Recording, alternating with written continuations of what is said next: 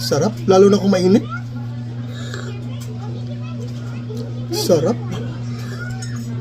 Ang sarap. As in, 5 spices flavor. Ito yung spicy. Yan. Spicy flavor. Yan. Sapo yan. Sapo. Pagkatayin na natin yan. Ayan. Pagkatayin. Yan.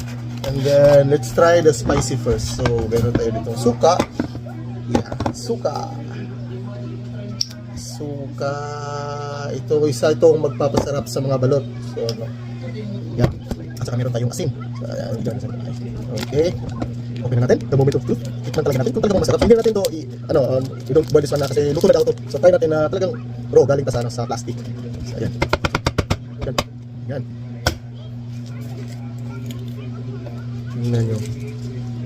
Ayan o. Tingnan natin. Spicy na. Sarap, lalo na kung mainit. Sarap. Ang sarap.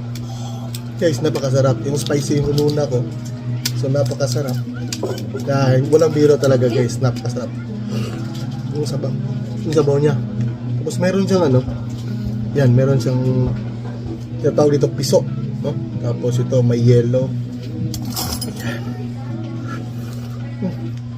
Ang sarap. Sarap. Oops. Yan. Ito na. Yan, suka.